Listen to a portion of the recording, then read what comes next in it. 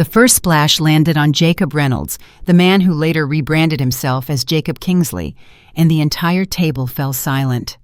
My father turned his head slowly, his eyes traveling from the droplets darkening his custom Italian wool to my face, and in that moment I watched something shift behind his gaze. It was contempt pure, and distilled the kind that had shaped my entire childhood without ever being spoken so nakedly in public. My hand still held the water pitcher steady because I had trained myself over years of service to never let my grip falter. But inside my chest, something cracked open. 28 years of silence pressed against my throat, demanding release. I did not know then that I was about to destroy everything he had built over 3 decades with nothing but the truth he thought I was too stupid to understand. The Heritage Global Gala at Silvercrest Hall represented the pinnacle of Pacific Northwest wealth and influence. Sophisticated lighting caught the reflective surfaces of the room, where tech investors and regional billionaires exchanged pleasantries over champagne. A jazz quartet played softly near the fountain entrance, their melodies barely audible beneath the hum of conversations worth millions of dollars. The servers moved through the room like ghosts balancing trays and refilling glasses without ever making eye contact longer than necessary. We existed to facilitate comfort, not to participate in it. I had worked at Silvercrest for 18 months, saving every spare dollar for my master's program in corporate ethics at Seattle University. The irony of studying business integrity while serving water to men who bent every rule in the book was not lost on me, but I needed the money, and I refused to ask my family for a single cent, not after everything. Not after Jacob Reynolds made it clear that his daughter would never amount to anything worth investing in. My manager had assigned me to the VIP section that night because 2 servers called in sick and we were short-staffed. Under normal circumstances, I worked the periphery handling the East Wing, where pharmaceutical executives and mid-level entrepreneurs gathered. The VIP tables sat at the center of the ballroom, and tonight, my father occupied the most prominent seat among them. Jacob Reynolds had reinvented himself since I left Portland. He went by Kingsley, now attached to a logistics empire that stretched across 3 states. The local business journals called him a visionary, a self-made titan who transformed a modest trucking operation into an international shipping concern. His photograph appeared in charitable newsletters and industry publications, always showing that same practiced smile I remembered from childhood, the one that never quite reached his eyes. I watched him enter the ballroom surrounded by associates and potential partners, his silver hair swept back perfectly, his handshake firm and lingering, just long enough to convey authority without desperation. Ethan trailed behind him like a shadow in an expensive suit. My older brother playing the role of heir apparent to a throne built on foundations I was beginning to suspect were made of sand. The investors clustered around my father's table included Marcus Levy from New York, whose fund managed several billion in tech ventures, a German industrialist named Werner Hoffmann, and a Spanish shipping magnate called Alejandro Vega. A young female entrepreneur named Stephanie Park completed the group her sustainable packaging company, apparently on Jacob's radar for acquisition. They spoke in the language of deals and projections, a dialect I had learned to translate during my years in linguistics and international business programs that my family never knew I completed. I approached the table with my pitcher of ice water, keeping my movements smooth and professional. My co-workers had taught me that wealthy guests preferred invisibility in their servants, and I had perfected the art of being present without existing. Jacob Kingsley glanced up as I neared, his eyes passing over me with the same regard he might give a piece of furniture. There was no spark of recognition, no flicker of connection. To him, I was simply another faceless worker in a uniform. Ethan caught my eye and his lips curled slightly. My brother knew exactly who I was, and the knowledge that I stood here serving water to our father's business associates clearly amused him. He did not speak, did not acknowledge our relationship, merely observed with that familiar smugness I had grown up beneath.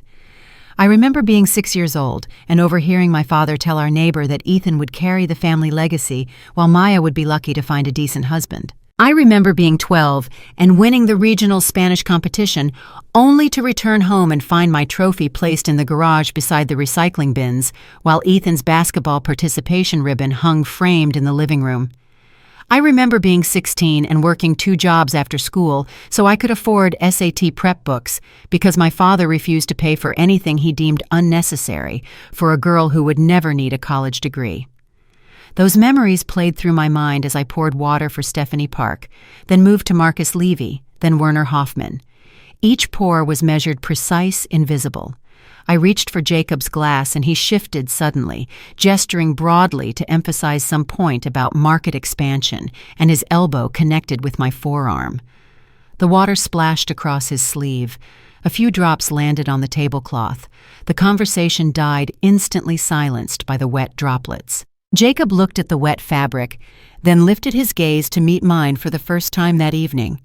His expression shifted from surprise to recognition to something darker and more familiar. "Well," he said loud enough for the entire table to hear, "this is exactly why I never encouraged my daughter to pursue anything beyond basic employment. She cannot even pour water correctly." The silence deepened. I felt every eye at the table turning toward me, reassessing, categorizing. The waitress who had just spilled water on one of the evening's most prominent guests was apparently also his daughter. The social calculus shifted visibly across their faces. "An uneducated waitress," Jacob Kingsley continued, warming to his audience. "This is what happens when children refuse to follow sensible guidance. They end up serving drinks to the people they should have been networking with." Ethan laughed, a small sound that carried poisonous familiarity. Werner Hoffman looked uncomfortable. Alejandro Vega studied his napkin. Stephanie Park watched me with an expression I could not quite read. "Useless," Jacob said, shaking his head. "Absolutely useless. Low-class behavior from someone who should know better." The words landed like physical blows, each one striking a wound I had spent years trying to heal. I stood frozen, the pitcher growing heavy in my hands, feeling myself shrink back into the silent child who had learned that speaking up only brought more criticism, more dismissal, more evidence of her fundamental inadequacy. But something else stirred beneath the old shame. Something that had been building for years through late nights, studying German grammar and Mandarin characters, through double shifts at the bakery and the bookstore, through graduation ceremonies where I walked alone because no one from my family bothered to attend. The fear that had governed my relationship with this man began to transform into something else entirely. I set the water pitcher down on the table. The movement was quiet but deliberate, and it drew attention precisely because it deviated from the expected script of a humiliated servant retreating. "Are you sure you want me to respond to that?" I asked. My voice did not shake. The words came out clear and measured, carrying across the table like a different kind of splash, one that wet everyone present with unexpected possibility. Jacob's eyebrows rose. He was not accustomed to challenges, certainly not from me, and not in front of people whose respect he desperately needed to maintain. The German investor leaned forward slightly. The Spanish magnate set down his wine glass. Stephanie Park tilted her head with unmistakable interest. I felt the weight of 28 years pressing against my chest, demanding release, demanding acknowledgement, demanding that I finally speak the truth I had been carrying in silence. My father had built an empire on the assumption that no one would ever question him, that his daughter would remain forever small and invisible and compliant. He was about to discover how wrong he had been. "You think I will bow my head the way I have for 28 years, I said softly, holding his gaze. "But tonight, I am going to say the thing you fear most, the truth." Standing there beneath the dazzling lights, watching my father's contempt settle across his features like a familiar mask, I felt the past rush forward with the force of a broken dam. Every dismissal, every slight, every moment of being erased within my own family played through my mind as though projected onto the silk walls of that ballroom. The humiliation he had just delivered was not new. It was simply the public performance of a dynamic that had shaped my entire existence. My family lived in a working-class neighborhood on the east side of Portland, Oregon, where the houses sat close together and the neighbors knew everyone's business before breakfast. Our home was always tidy because my mother cleaned obsessively, channeling her anxieties into spotless floors and organized cupboards. The atmosphere inside those walls, however, carried a perpetual tension that no amount of dusting could address. Jacob Reynolds spoke with the authority of someone who believed his opinions were natural law. His voice filled every room he entered, deciding matters large and small without consultation or compromise. When he declared that Ethan would attend business camp while I would stay home to help with household chores, the decision simply existed, immutable as weather. "Maya does not have the temperament for leadership," he told my mother once while I sat at the kitchen table pretending to focus on homework. "She is too quiet, too uncertain. Ethan has the fire." I learned early that fire in our family meant something specific: aggression, confidence, the willingness to dominate conversations and dismiss opposing views. I possessed none of these qualities, preferring to observe rather than announce, to consider rather than conclude.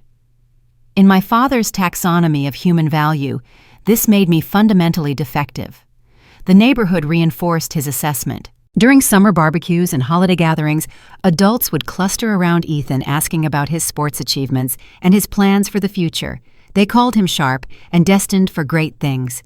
When they addressed me at all, the compliment was always the same: "Such a sweet girl, so well behaved, so helpful to her mother." Helpful. The word became a cage. By age 10, I was responsible for watching younger cousins at family events, for clearing tables and washing dishes, while Ethan played video games with the other boys. By 12, I spent my summers doing laundry and yard work, while my brother attended junior leadership programs funded by our father's business connections. My mother existed in a space of perpetual accommodation. Eliza Reynolds loved her children. I never doubted that. But she had surrendered her voice somewhere in the early years of her marriage and never quite recovered it. When I showed her my first poetry attempts, she smiled sadly and tucked the papers into a drawer where my father would not find them. When I begged to attend language camp instead of helping Aunt Ruth with her daycare, my mother simply shook her head. "Your father would not approve," she said. And that was the end of every conversation. The discovery of my gift happened by accident. I was 11, flipping through television channels while my parents argued in the kitchen about something I no longer remembered, and I landed on a Spanish language learning program. The sounds captivated me immediately, musical and rhythmic in ways English never seemed to be. I watched the entire episode, then snuck the remote back to its place before anyone noticed. Within a week, I had memorized basic greetings. Within a month, I was checking out Spanish books from the school library, hiding them beneath my assigned reading so no one would ask questions. The language became my secret world, a space where I could grow without permission, without scrutiny, without the constant reminder that I was less than. My 8th grade Spanish teacher noticed my ability before anyone in my family did. Mrs. Rodriguez kept me after class one afternoon and asked where I had learned to conjugate verbs with such accuracy. "Television," I admitted, "and the library." She studied me for a long moment, then wrote something on a slip of paper and handed it to me. It was information about a regional language competition, one that offered small scholarships to the winners. "You have a gift," Mrs. Rodriguez said. "Do not let anyone convince you otherwise." I entered the competition without telling my parents, forged my mother's signature on the permission slip, and won 2nd place against students from schools with actual language programs. The trophy sat hidden in my closet for 3 years before my father found it while searching for something else entirely. "What is this nonsense?" he demanded, holding up the small golden figure as though it carried disease. "A language competition," I said. "From middle school." "Waste of time." He dropped it back into the closet. "Focus on practical skills. Languages will not pay your bills." That trophy disappeared 2 days later. I never learned whether he threw it away or simply moved it somewhere I would not find it. The distance between Ethan and me widened throughout high school. My brother received a car for his 16th birthday, used but functional, allowing him to attend networking events and business workshops across the city. I rode my bicycle 3 miles to participate in the debate club because the bus schedule did not accommodate after-school activities. When I brought home straight A report cards, my father glanced at them briefly and returned to his newspaper. When Ethan scraped by with C averages but charmed his way onto the Junior Chamber of Commerce Youth Board, my father threw a celebration dinner at the nicest restaurant in our neighborhood. "Ethan understands what matters," Jacob announced over steak and baked potatoes. "Connections, relationships, the practical side of success." I sat silent, pushing food around my plate, understanding finally and completely that academic achievement meant nothing in our household. My father had decided long ago that I would amount to nothing significant, and he interpreted every piece of evidence through that lens, discarding anything that contradicted his conclusion. The acceptance letter from the linguistics program arrived during my senior year, along with a partial scholarship that would cover most of my tuition. I had applied in secret using the school counselor's office to submit materials and a friend's address for correspondence. When I finally told my parents, hoping perhaps that concrete success might shift their perspective, my father's response crystallized everything I had always suspected. "You think you can survive in that world?" he asked, not even looking up from his television. "You will drop out within a semester. Save yourself the embarrassment." Ethan smirked from the couch. My mother said nothing. I moved out 3 weeks later with 2 suitcases and $400 saved from my part-time job at the bakery. The last words my father spoke to me before I left were not encouraging or affectionate. They were a prediction. "You will come crawling back," he said. "They always do." Standing now in this ballroom at Silvercrest Hall, watching his face flush with anger and confusion as I refused to cower before his public cruelty, I understood finally what all those years had been building toward. He still saw me as the silent child he could dismiss without consequence. He still believed I was the girl who would accept humiliation rather than risk conflict. I had lived an entire life within his shadow, had struggled and scraped and rebuilt myself from nothing while he was busy not noticing. And now before the wealthiest and most powerful people in Seattle, he was about to meet the woman he never knew I had become. "You spent my whole life telling me I was nothing," I said, my voice steady in the electric silence. "But tonight, in front of everyone you are trying so hard to impress, you are about to discover exactly how wrong you were." I had walked away from the house with 2 suitcases and a final prediction ringing in my ears. "You will come crawling back." That prediction, whispered by my father as I left Portland, became the silent engine of my life. The choice to leave was the choice to bet on myself, and I intended to win that bet through sheer, unrelenting effort. My first apartment was a converted garage behind a retired schoolteacher's house in southeast Portland. The space measured barely 300 square feet, contained a hot plate instead of a stove, and required crossing the backyard to access the only bathroom. I loved it with a ferocity that surprised me. For the first time in my life, every inch of territory belonged to me alone. The linguistics program at Portland State challenged me in ways high school never had. My professors expected rigorous analysis, clear argumentation, and original thinking.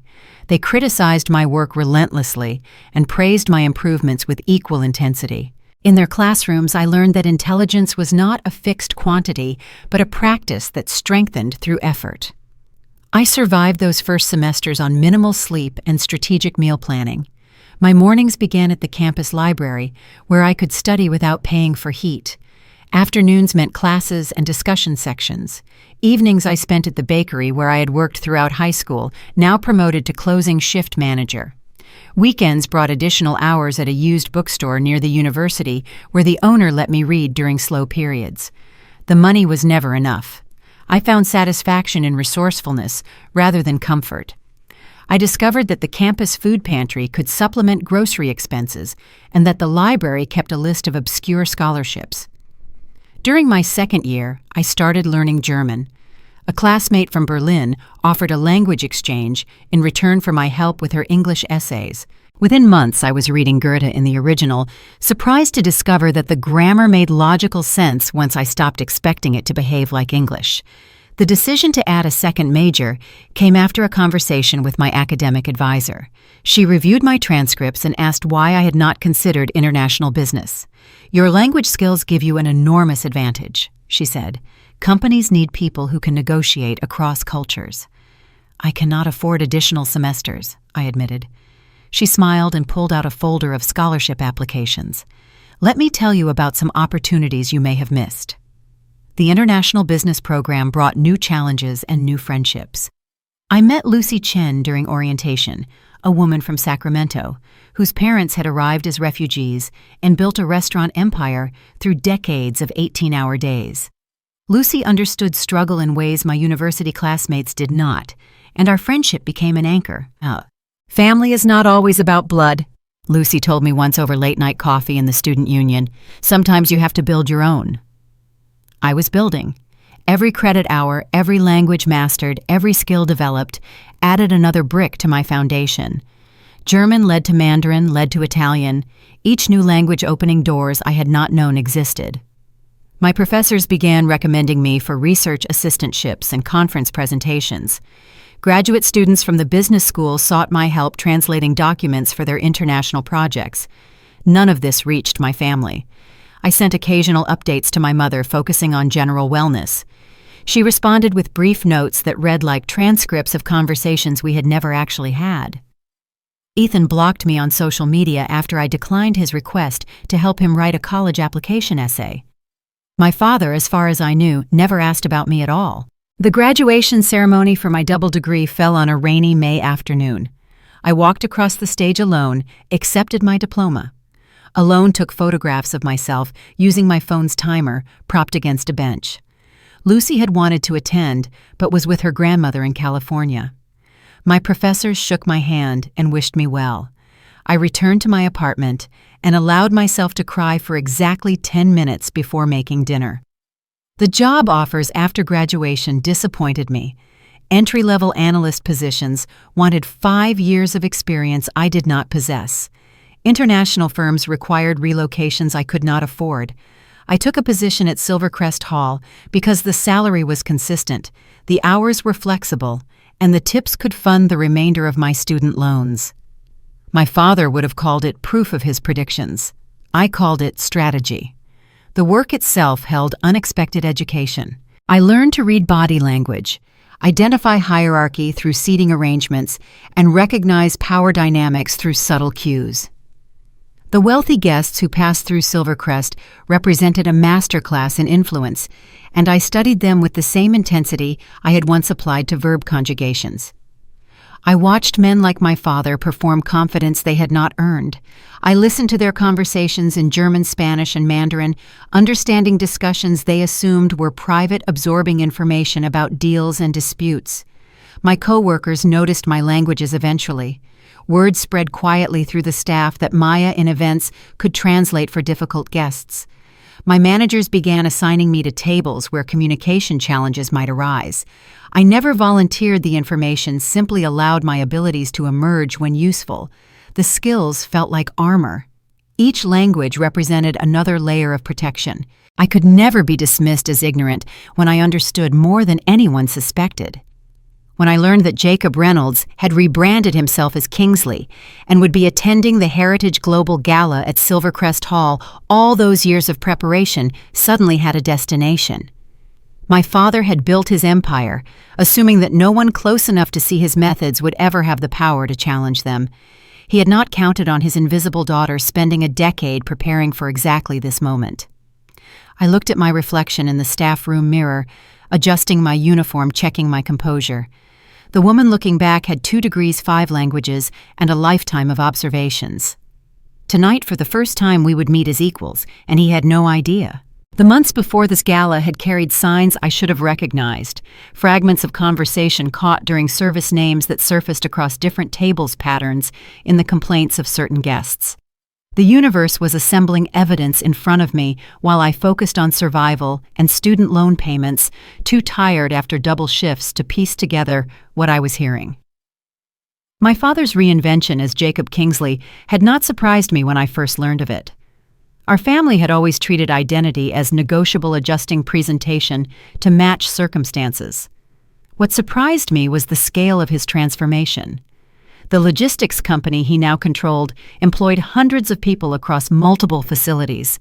His name appeared in trade publications and regional business journals.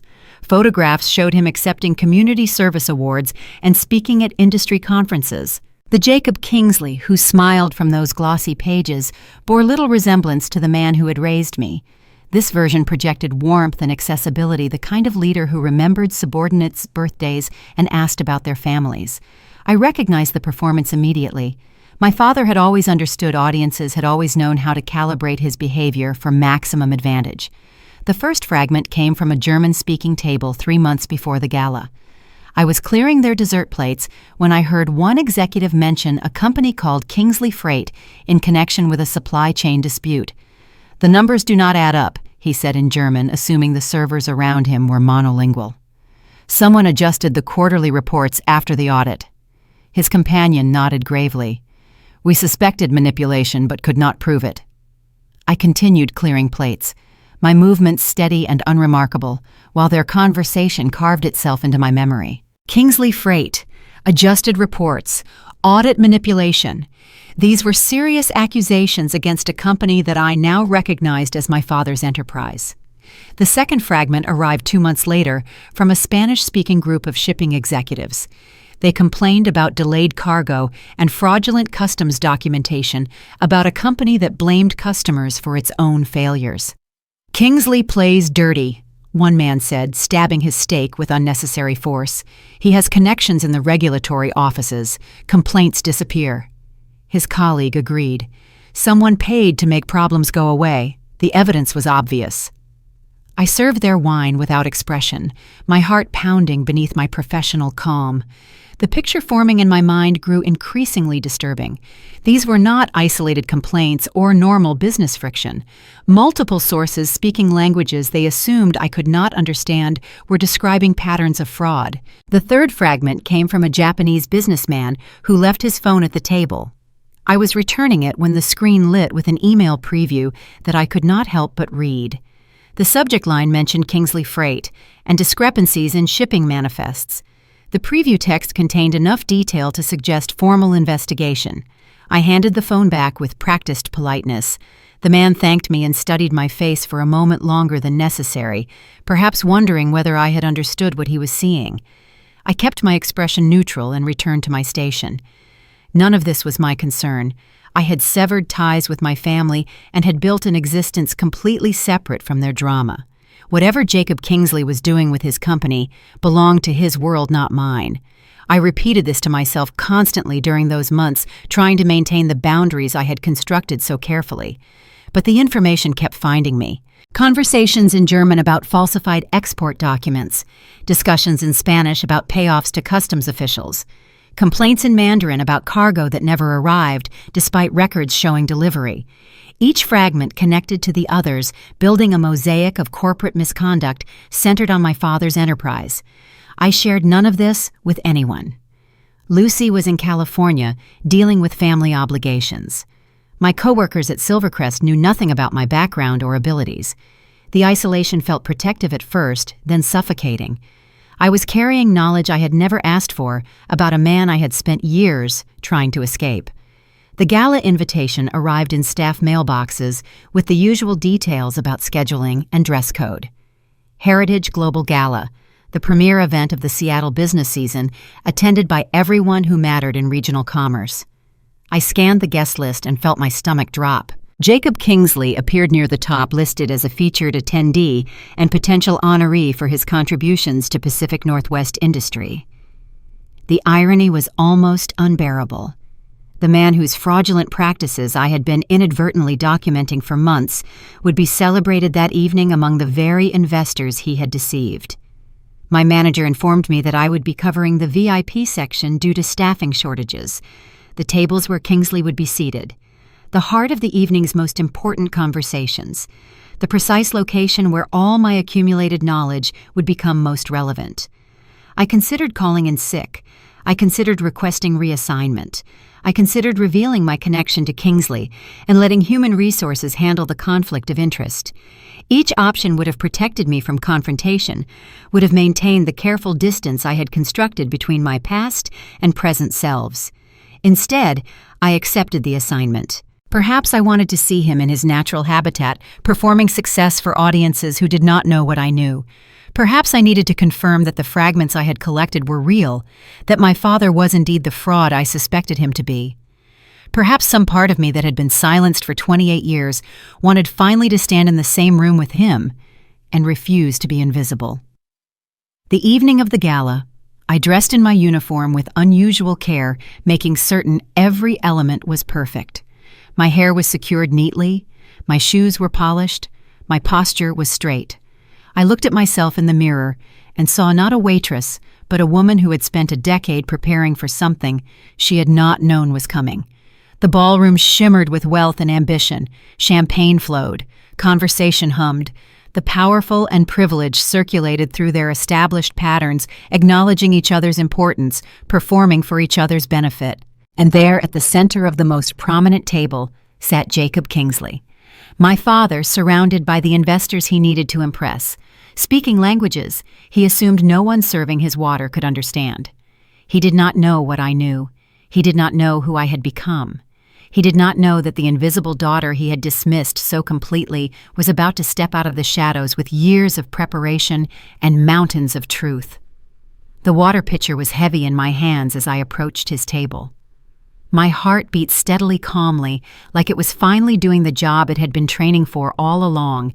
Tonight would change everything.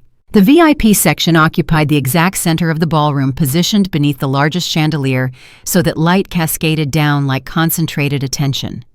The tables here were spaced farther apart than elsewhere, creating islands of exclusivity where conversations could proceed without civilian interference. The guests at these tables had net worths measured in hundreds of millions. Their time cost more per minute than most people earned in hours. I approached with my pitcher, moving through the choreography of service that had become second nature. Step, pause, pour. Each motion was designed to be forgettable, a background function that allowed important people to focus on important matters. The air around my father's table felt different, charged with tension. Jacob Kingsley held court like a king among courtiers, his voice carrying stories of deals closed and competitors vanquished. The investors around him listened with expressions calibrated to convey appropriate admiration. Werner Hoffmann from Munich nodded at strategic moments. Alejandro Vega from Barcelona laughed at jokes that were not particularly funny. Marcus Levy from New York watched everything with eyes that missed nothing. Stephanie Park sat slightly apart from the men, observing rather than participating.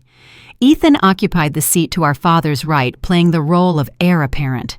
He saw me approaching, and his lips curled into that familiar smirk. Jacob noticed my arrival only as another disturbance in his peripheral vision. "The European contracts will close next quarter," he was saying. "Our logistics network is unmatched in the Pacific Northwest. When we secure these partnerships, Kingsley Freight becomes unstoppable." I moved around the table, serving the guests in order. I reached for Jacob's glass, and he shifted suddenly, gesturing broadly. His elbow connected with my forearm, and the pitcher tilted. The cold water hit his custom Italian wool jacket. The conversation died instantly. Jacob looked down at his sleeve, then lifted his gaze to mine. The expression shifted from surprise to the familiar darkening contempt that always preceded a verbal storm. "Well," he said loud enough for the entire table to hear, "this is exactly why I never encouraged my daughter to pursue anything beyond basic employment. She cannot even pour water correctly." The silence deepened. I felt every eye turning toward me, reassessing, categorizing. "An uneducated waitress," Jacob continued, warming to his audience. "Useless. Absolutely useless. Low-class behavior from someone who should know better." Ethan laughed. The words landed, but the familiar cruelty no longer brought the sting of shame. Instead, the contempt acted like a switch. The internal mechanism that governed my fear finally snapped, replaced by a cold, steady resolve. The years of silent observation and achievement asserted themselves over the old need to retreat. I was no longer the child who would hide. The fear did not reappear. It simply made room for an undeniable clarity. I set the pitcher down on the table. The movement was quiet but deliberate, a clear deviation from the expected script of retreat. "Are you certain you want me to respond to that?" I asked. My voice came out steady, calm. The words hung in the air between us like a challenge he had not anticipated. Jacob's expression flickered. He was not accustomed to being questioned. His posture adjusted slightly, the body language of a man suddenly uncertain whether he controlled the situation. "Excuse me," he said. "I asked whether you truly want everyone at this table to believe I know nothing." I met his eyes, directly holding his gaze with the same intensity he had used to diminish me. "Because I am happy to demonstrate otherwise." The German investor leaned forward. The Spanish shipping magnate set down his wine. Stephanie Park's head tilted with unmistakable interest. Marcus Levy's expression shifted to active engagement. I had spent my entire life being silenced in rooms full of people who assumed they were more important than me. Tonight I would let them discover what happens when the invisible person in the room knows more than everyone else. "You think I will bow my head," I said quietly, "the way I have for 28 years, but tonight I am going to say the thing you fear most, the truth." The silence that followed my words stretched like a held breath, expanding to fill the space between the dazzling lights and the polished stone floor. Every person at the table had frozen mid-motion wine glasses, hovering forks, suspended attention locked on the unprecedented scene unfolding before them. Jacob recovered first, summoning the dismissive laugh I remembered from childhood. It was the sound he made when anything challenged his authority, an acoustic weapon designed to minimize and diminish. "You think you have something worth saying." He gestured at my uniform with barely concealed disgust. "Look at yourself. You are serving water at a party where you should be grateful to have employment. Whatever delusions you are entertaining, they are not welcome at this table." I did not flinch. The woman who would have flinched had died somewhere in the years between leaving Portland and standing here tonight, replaced by someone who had learned that knowledge was power and silence was surrender. I turned to Werner Hoffmann and spoke in clear, precise German. "You mentioned earlier this evening that the quarterly reports from Kingsley Freight contained inconsistencies. You were correct. The numbers were adjusted after the initial audit." Werner's face went pale. His eyes darted to Jacob, then back to me, then around the table, as though seeking an explanation for how a waitress had suddenly started speaking his language. He stopped, collected himself, switched to German. "You understood our conversation, every word." Alejandro Vega had gone very still. I turned to him and continued in Spanish, my accent carrying the fluency of years of study and practice. "And you discussed the shipping delays with your colleague, the cargo that was diverted and the customs documentation that was falsified. Your concerns were legitimate." The Spanish magnate put down his glass with exaggerated care, as though he feared it might explode in his hand. "How is this possible? I had worked here for 18 months. I said, keeping my voice even. I spoke 5 languages fluently. I had heard a great deal that people assumed was private. Jacob had gone from dismissive to confused to something approaching alarm. His mask of confidence was slipping, revealing the uncertainty beneath. "This is ridiculous. She is making things up to embarrass me. Am I?" I switched back to English, addressing the table at large. "I had 2 degrees, one in linguistics from Portland State, one in international business from the same institution. I graduated with honors, magna cum laude." Stephanie Park made a small sound of surprise. Marcus Levy's eyebrows rose toward his hairline. Ethan looked like someone had just informed him the sky was made of cheese. "If you are so educated," Jacob said, his voice hardening, "then why are you pouring water for your living? Why are you not working somewhere respectable?" It was the question he thought would destroy my credibility. Instead, it opened the door to everything I had been waiting to say. "Because I refused to take a single dollar from anyone who might use it to control me," I said. "I worked through college, multiple jobs. I paid my own way because I learned early that depending on family meant accepting their definitions of who I should be." I paused, letting the words settle. and because I was saving for graduate school, in corporate ethics appropriately enough. The irony was not lost on anyone present. Corporate ethics, spoken to a table full of investors who were beginning to realize they might be seated with a fraud. "You cannot prove anything," Jacob said, but his voice had lost its commanding certainty. "You are just a disgruntled child making accusations." "I have not accused you of anything." I kept my tone calm, almost gentle. "I have simply repeated conversations I overheard. If you have done nothing wrong, then my statements are harmless observations with no bearing on your business." Werner Hoffmann spoke carefully in German, knowing now that I would understand. "The discrepancies in the reports. Can you describe what you heard specifically?" I described the conversation his colleagues had been having 3 months earlier, naming the specific concerns about adjusted figures and audit timing. His face grew more troubled with each detail. Alejandro Vega asked in Spanish about the shipping delays. I provided dates and cargo descriptions that matched complaints his company had filed. His expression shifted from skepticism to recognition to something approaching gratitude. "She is lying," Jacob insisted, but his protest sounded hollow even to himself. "She must have found this information somewhere else. Industrial espionage." "Industrial espionage would require that I sought out this information," I replied. "I did not. I simply understood conversations that people assumed were private. The languages you never bothered to learn were not secret codes. They are spoken by billions of people, including apparently your waitstaff." Stephanie Park leaned forward, her business instincts clearly engaged. "You said 5 languages. Which ones?" "English, German, Spanish, Mandarin, and Italian." "Prove it," Ethan said suddenly, his voice cracking with desperation. "Say something in Chinese. Prove you are not making this up." I turned to him and spoke in Mandarin, delivering a brief but precise summary of everything I had just said about our father's business practices. The tonal language felt natural on my tongue. When I finished, Marcus Levy spoke for the first time in several minutes. His voice was quiet, but carried the weight of someone accustomed to being heard. "Mr. Kingsley, I believe we need to have a different kind of conversation, one that addresses the concerns this young woman has raised." "She is my daughter," Jacob said, the admission forced out like a confession. "She is biased. She has always resented our family's success."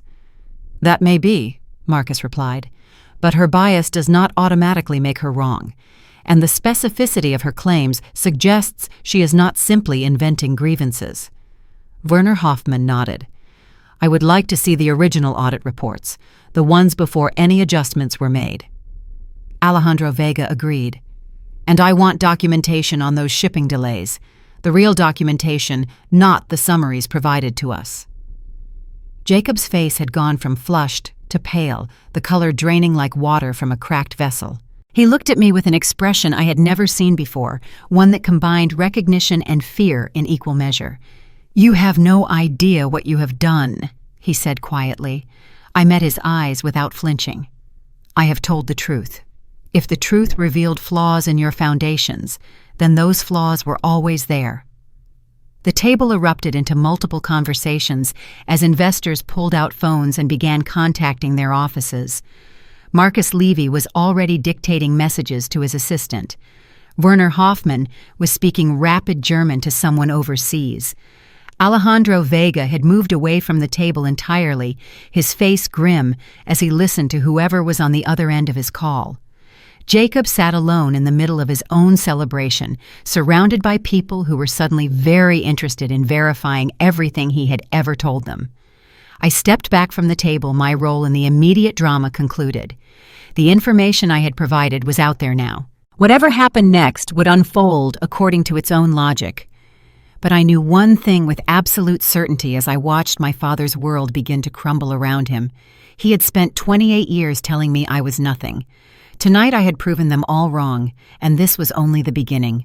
The ballroom had transformed into something resembling a crisis response center. Investors clustered in urgent conversations, phones pressed to ears, faces grave with the implications of what they were discovering. The jazz quartet played on obliviously, their elegant melodies providing surreal accompaniment to the collapse of a reputation that had taken decades to construct. I stood near the service station watching without interfering, my heart rate gradually returning to normal. The adrenaline that had carried me through the confrontation was fading, leaving behind a strange calm that felt almost like peace. I had said what needed to be said. The rest was beyond my control. Werner Hoffman approached me first, his bearing formal, but his eyes intense. He spoke in German, perhaps testing whether my earlier demonstration had been a fluke. The conversation you described, my colleagues in Frankfurt, you heard them discussing the audit discrepancies. Yes, they mentioned specific figures that did not match the projections your office had received. And you can recall these numbers. I provided them. His expression shifted from skeptical to troubled. Those are accurate. We will need to conduct our own investigation, a full forensic audit. Alejandro Vega appeared beside Werner, his Spanish rapid with agitation. The shipping delays you mentioned, the cargo that went missing last December, you knew about those specific incidents. I described the conversation I had heard naming the ports involved and the explanations provided versus what his employees suspected. His face darkened with each detail. We filed complaints, he said. They were dismissed as unsubstantiated. Perhaps they will receive different considerations now. Marcus Levy had finished his phone calls and approached with the measured confidence of someone accustomed to commanding attention. He spoke quietly, his words meant only for me. You are not simply a disgruntled employee with a grudge. Is your educational background legitimate? Completely. I can provide transcripts. He studied me for a long moment. Your father has been cultivating this investment relationship for 2 years, and you chose tonight of all nights to reveal this information. He chose to humiliate me in front of everyone he wanted to impress. I simply responded with the only weapon I had available, the truth. Marcus nodded, something approaching respect, entering his expression. That may be the most honest thing anyone has said to me this evening. Across the room, Jacob remained at his table like a captain, refusing to abandon a sinking ship. Ethan had disappeared somewhere, perhaps seeking reinforcement. The other guests had begun gravitating toward the drama, sensing blood in the water. Stephanie Park approached me next, her manner professional but curious. 5 languages, that is genuinely impressive. And you chose to share this particular information because of how your father treated you tonight. I considered the question carefully. I chose to share this information because people were about to invest substantial money in a company built on fraud. The personal element provided motivation, but the underlying facts would have been true regardless of my family connection. Stephanie studied me. You have wasted considerable talent in this job. I have been preparing for the next stage of my career. Sometimes preparation looks like waiting tables. The conversation was interrupted by a commotion near the entrance. Several people in dark suits had arrived, their manners suggesting official business. They spoke briefly with the event coordinator before moving toward Jacob's table with purposeful strides. That was fast, Stephanie murmured. I watched as the newcomers introduced themselves to my father, their credentials producing visible panic on his face. The phrases preliminary inquiry and document preservation carried across the room despite their lowered voices. Ethan reappeared and rushed to his father's side, his expression shifting from confusion to alarm. He gestured wildly, protesting something, but the suited figures seemed unimpressed. Marcus Levy observed the scene with professional detachment. It would appear that your revelations tonight have accelerated certain processes that were already underway. What do you mean? Investigations like this do not begin from scratch in a matter of hours. Someone had already raised concerns about Kingsley Freight through official channels. Your information tonight simply provided additional context for a case already in motion. I had not considered this possibility. My fragments of overheard conversation might have been confirming suspicions that regulators had developed through their own analysis. The picture was larger than I had realized. The investors who heard you tonight will certainly request independent audits, Marcus continued. The regulatory attention will expand, and your father's reputation will face examination from multiple directions. I did not intend to destroy anyone, I said. I just refused to stay silent when he attacked me. Marcus Levy excused himself to make additional calls. Werner Hoffman was deep in conversation with Alejandro Vega about coordinating their response.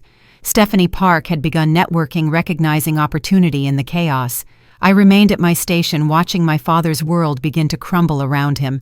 The man who had dismissed me had watched his power revealed as performance. His future had been redirected by the words of the daughter he had spent decades ignoring. I had simply stopped protecting him from the truth, and the truth was now doing the rest. The remainder of the gala unfolded like a rapid descent. Structure after structure gave way, carefully constructed facades peeling back to reveal the hollow foundations beneath. I watched from my station near the service entrance, technically still on duty, but effectively obsolete my role in the evening's true drama, having been completed hours earlier. Marcus Levy was the first to officially withdraw. He approached my father's table with the composed manner of someone delivering difficult news he had practiced many times before. Mr. Kingsley, I am suspending all discussions regarding investment until a complete audit has been conducted by independent parties. My attorneys will be in touch regarding the documentation requirements. Jacob attempted to salvage the moment, his salesman's instincts overriding his obvious panic. Marcus, this is a misunderstanding. We can clear this up with a simple conversation. Let me explain. There will be ample opportunity for explanations during the formal review process. Marcus's tone contained no warmth, no room for negotiation. I would advise you to retain legal counsel immediately. The withdrawal triggered a cascade. Werner Hoffman made his announcement next, his German precision leaving no ambiguity about the partnership being terminated. Alejandro Vega delivered his message in rapid Spanish, confirming his withdrawal. Other investors who had been cultivated over months and years approached Jacob. Each conversation followed the same pattern: suspended negotiations, pending investigations, attorneys to be contacted. The deals that were supposed to secure my father's legacy were dissolving in real time. Ethan tried to intervene, tried to charm, tried to perform the role of capable successor. His efforts were almost pitiable. He lacked the vocabulary to address complex business concerns because he had never actually learned how his father's company operated. His confidence collapsed each time someone asked a technical question he could not answer. "You do not actually run anything, do you?" one investor observed. "You are simply the face they put on presentations." Ethan had no response. His identity as the successful Kingsley heir was being stripped away layer by layer, revealing a young man who had been given everything and earned nothing. I watched this unfold without satisfaction. The destruction of my brother's unearned confidence simply exposed the hollowness of what I had envied. The event coordinator approached me. "Maya, I need you to continue service in the West Wing. We are trying to maintain some appearance of normalcy for the other guests." Of course. I picked up a fresh pitcher and returned to work, moving through tables of wealthy strangers who had come for an evening of networking and found themselves witnesses to corporate upheaval. Their conversations buzzed with speculation and gossip. "Did you hear what happened at the Kingsley table? Apparently, his daughter works here, as a waitress.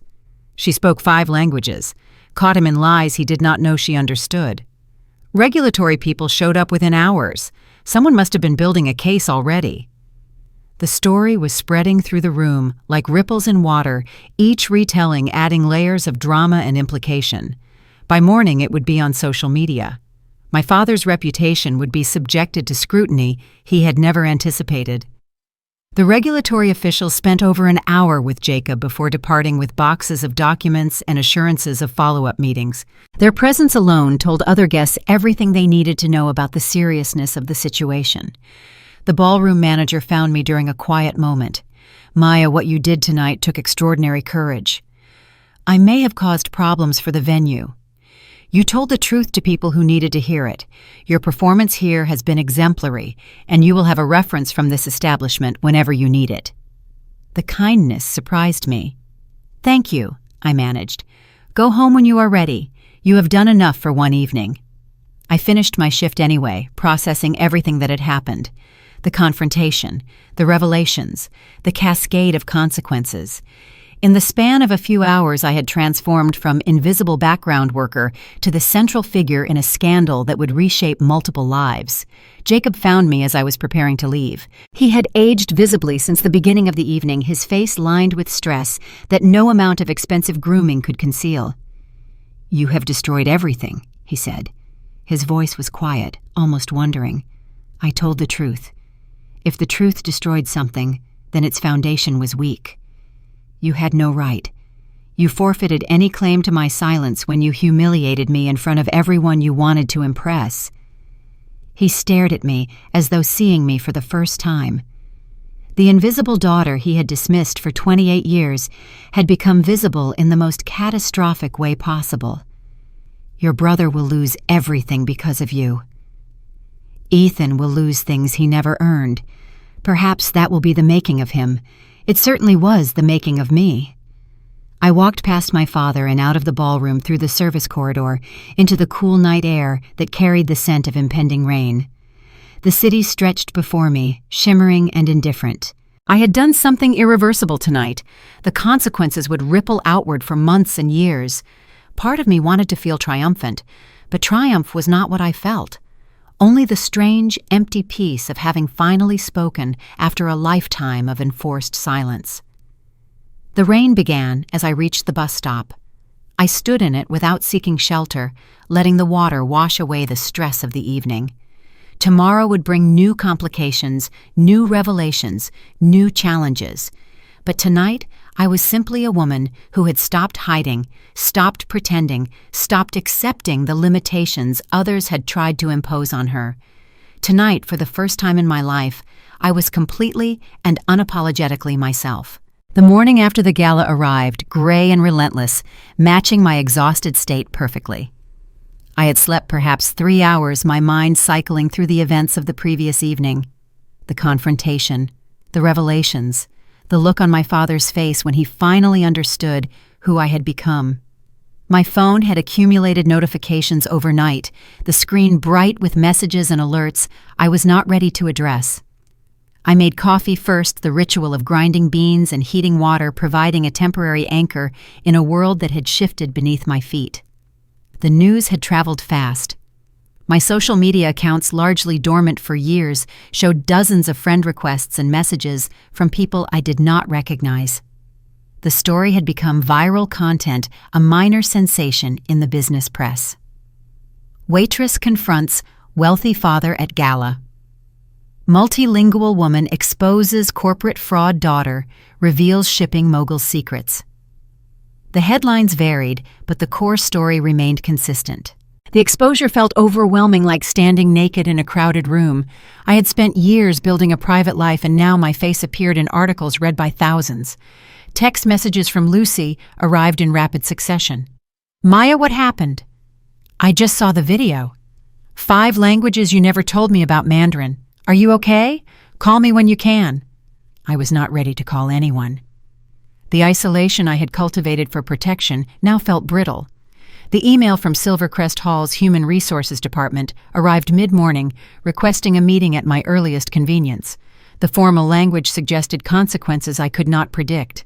I responded with an offer to come in that afternoon, then forced myself to eat breakfast. The meeting with HR proved surprisingly supportive. The ballroom manager attended as well, vouching for my character and work history. "We have received numerous inquiries about the incident," the HR representative explained. "Most have been from media outlets. We will not be providing any statements. Your privacy is important to us." "Thank you. However, we must ask whether you intend to continue in your current position. Given the attention some of our regular guests may find your presence complicated." I understood immediately.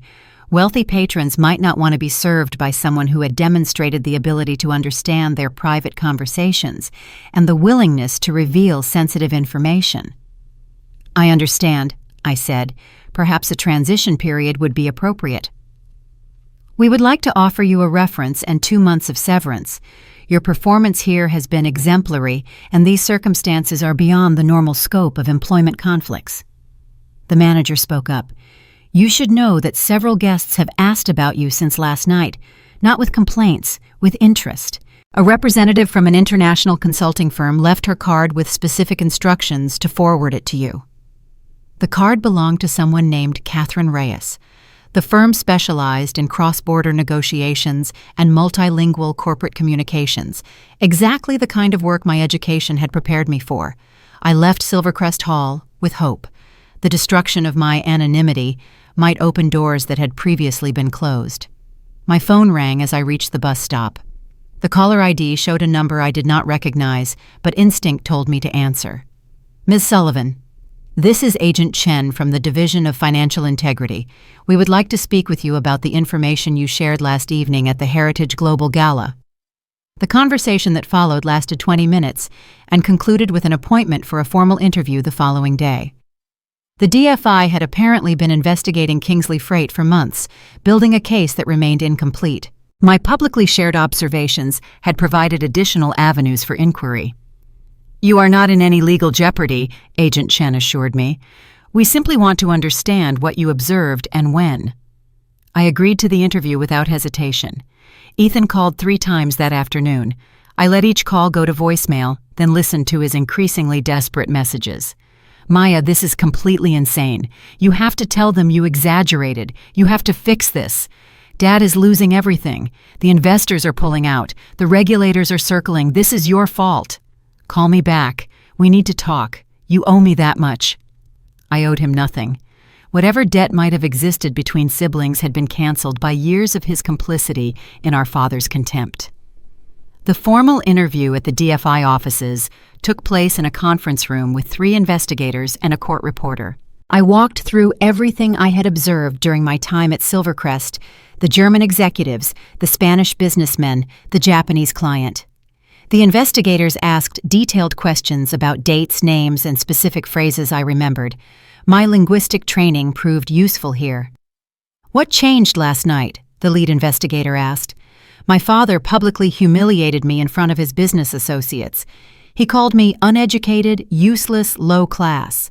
I realized that remaining silent was another form of accepting his assessment, so I spoke.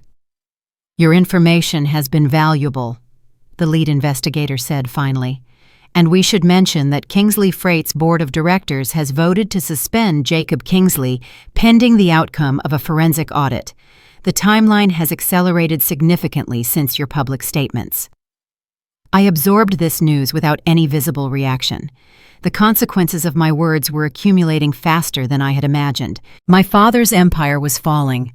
The man who had told me I would never amount to anything was watching his own achievements collapse, while the daughter he despised became a central figure in his downfall. This was not revenge. I had simply stopped protecting him from the truth. And the truth, as it turned out, was more powerful than anything he had ever built. The days following my DFI interview brought an avalanche of developments.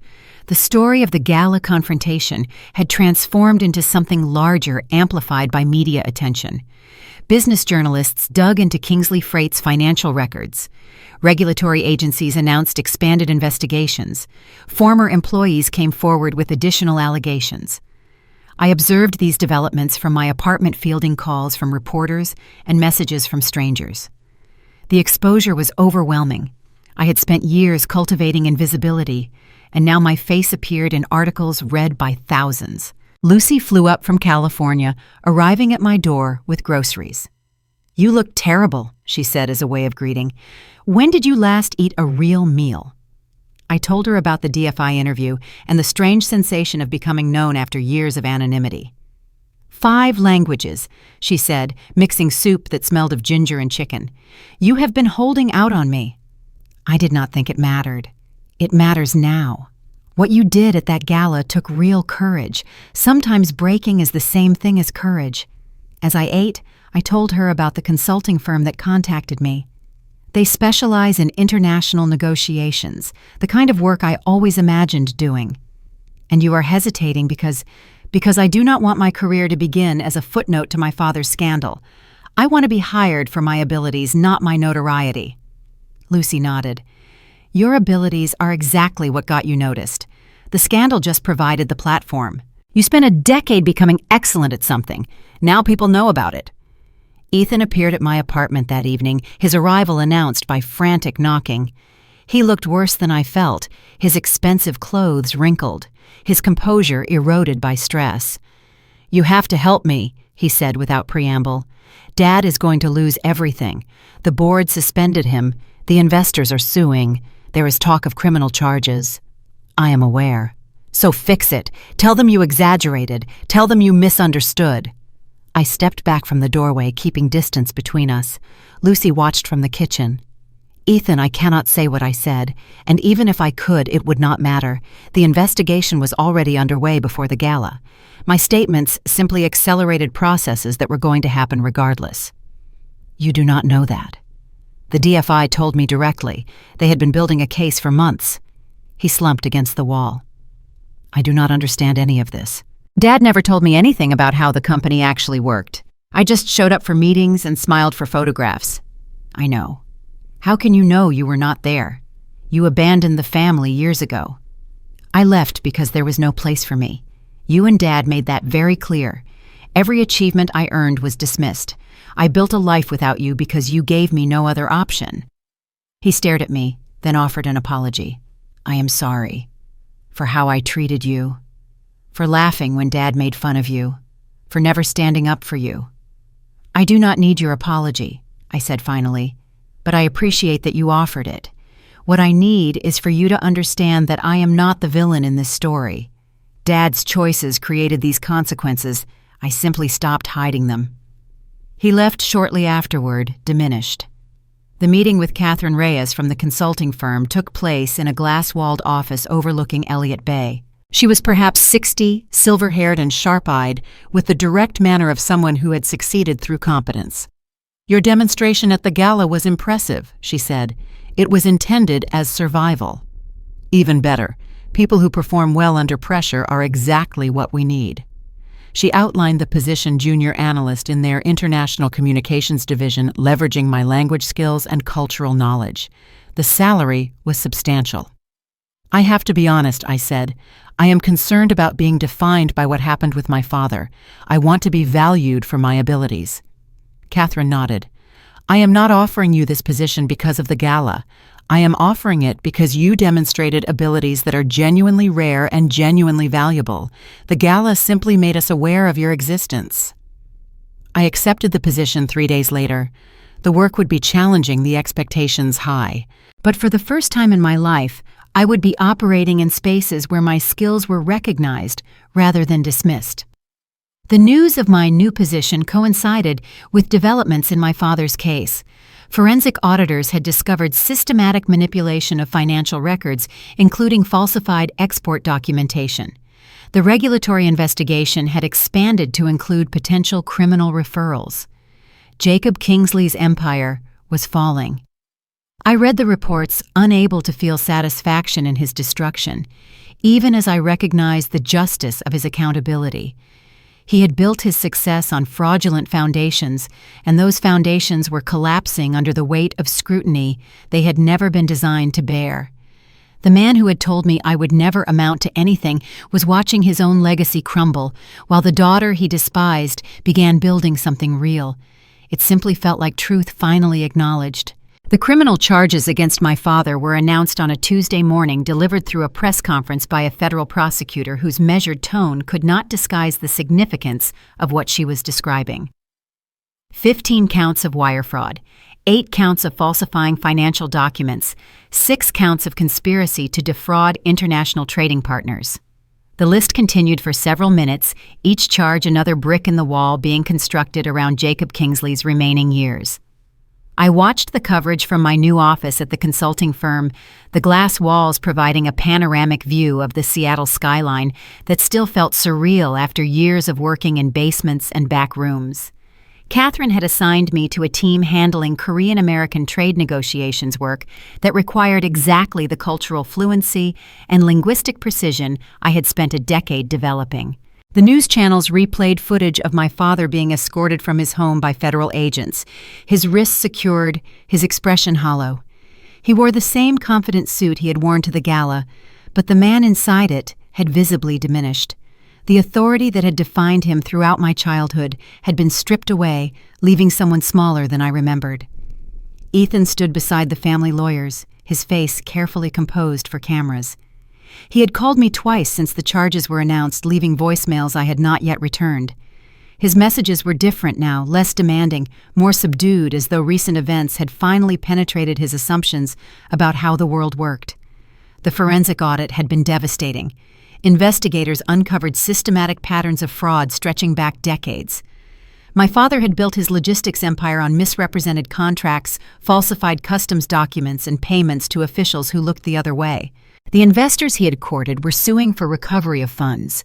Former employees were coming forward with stories of intimidation and retaliation. Everything I had suspected had proven to be substantially accurate. The picture was actually worse than my limited observations had suggested. "You are distracted today," Catherine observed during our afternoon meeting. Understandable given circumstances. The destruction of my family's legacy is far-reaching, and processing those realities takes time.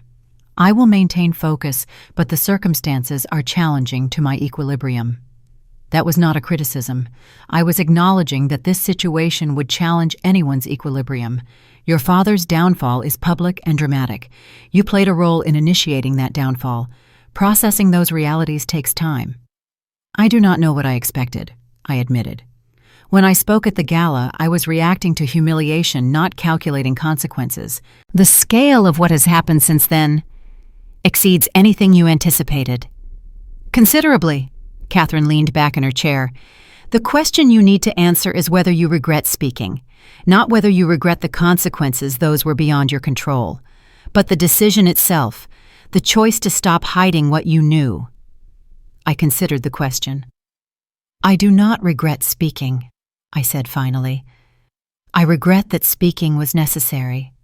I regret that my father chose to build something that could not survive honesty, but the act of speaking itself that I do not regret. Good. Catherine nodded.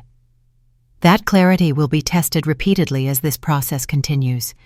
You need to know in your own heart why you made the choice you made. The meeting with my mother happened the following weekend in a neutral location. She had suggested a coffee shop in a Portland neighborhood.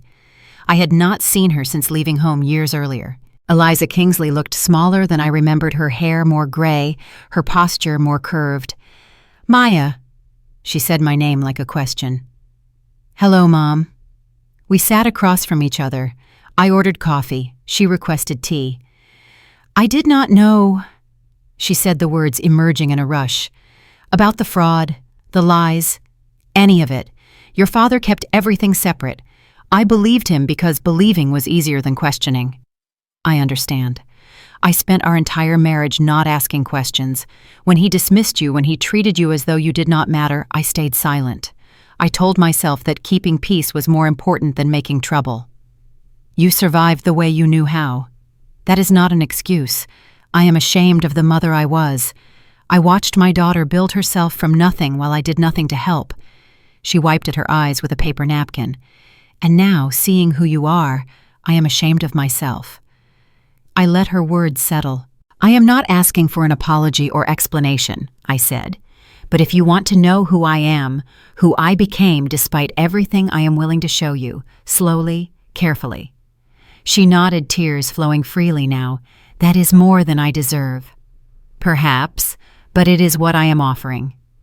We talked for 2 hours. She told me about the lawyers trying to separate her finances from his criminal liability, about the life she was trying to rebuild. I told her about my education, my languages, and my new position. I described the years of struggle that had made me the person I had become. By the time we parted, something had shifted. Not resolution, but possibility. The news that evening confirmed what everyone had expected. My father would face trial on all charges. His legal team had attempted to negotiate a plea agreement, but prosecutors had declined. Jacob Kingsley's empire had not merely fallen. It had been systematically dismantled, every fraudulent brick removed and catalogued. The man who had built it would spend years defending himself against the consequences of his choices, and the daughter he had dismissed as worthless would watch it happen while building something real, something honest, something that could survive the light of scrutiny. That was not revenge. It simply felt like truth, finally given room to exist. The morning of my father's sentencing arrived with unexpected calm. Seattle's gray skies offered neither judgment nor absolution, merely the familiar comfort of Pacific Northwest weather, doing what it had always done. I woke early, made coffee, and allowed myself an hour of quiet reflection before the day demanded attention. The trial had lasted 6 weeks. I had testified twice, providing context for observations I had made during my time at Silvercrest Hall. The prosecutors had treated me with professional respect. The defense attorneys had attempted to portray me as a bitter daughter motivated by family grievances. Neither characterization captured the full truth. My father had been convicted on 12 of the 15 counts against him. The evidence was overwhelming, not merely my testimony, but documents, financial records, statements from former employees, and correspondence that painted a comprehensive picture of decades-long fraud. The forensic accountants had done their work thoroughly. The courthouse was surrounded by the media when I arrived. Catherine had offered to accompany me, but I declined. This was something I needed to do alone. The sentencing hearing proceeded with the formal ritual of criminal justice. Victims provided impact statements. Character witnesses attempted to humanize a man who had been reduced to his worst choices. The judge delivered her sentence with measured gravity. 84 months in federal prison. Restitution in amounts that would likely consume whatever assets remained after civil judgments. Supervised release extending years beyond his potential lifespan. Jacob Kingsley received this news without visible reaction.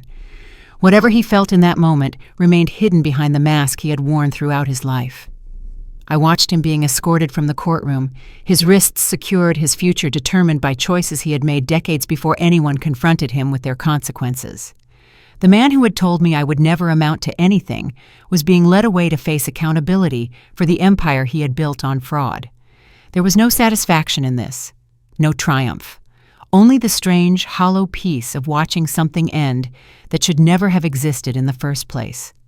Ethan found me outside the courthouse, his appearance suggesting months of sleepless nights and difficult adjustments. He had taken a position with a small freight company in Tacoma, entry-level work that would teach him the business his father had never trusted him to learn. "It is over," he said. The legal portion is over. The rest continues." I do not know what that means. It means that life does not stop at convenient, dramatic moments. Dad goes to prison. Mom rebuilds what she can. You learn to work for a living.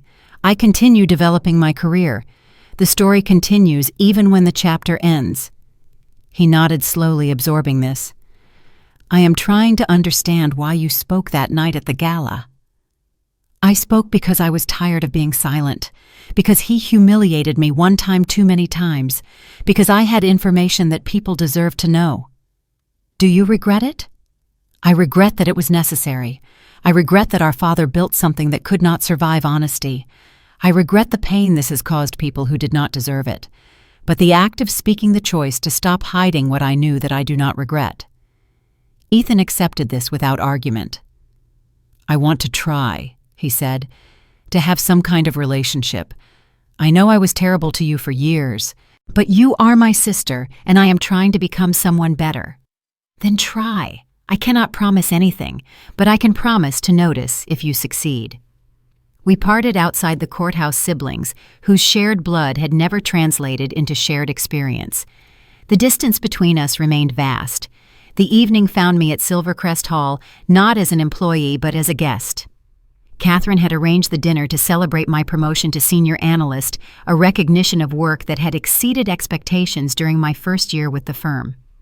The ballroom where I had once served water now hosted a gathering where I was welcomed as a colleague and equal. The sophisticated lighting still caught the polished surfaces. The wealthy patrons still conducted their careful dance of influence and aspiration. But I moved through these spaces differently now, visible and valued in ways I had once only imagined. Lucy had flown up for the occasion, her presence a reminder of friendships that had sustained me through difficulty. We found a quiet moment near the fountain entrance where I had once stood in my waitress uniform. "How does it feel?" she asked. "Surreal. 18 months ago, I was serving these people water. Now I am negotiating contracts they depend on. You earned this. Everything that has happened since the gala, you earned it by being excellent at something difficult. I know. I am just adjusting to the reality of being seen. She smiled, understanding what I meant. What comes next? She asked. More work, more growth. Eventually, perhaps the doctoral program in corporate ethics I have been considering. The field needs people who understand how fraud happens and why people allow it to continue.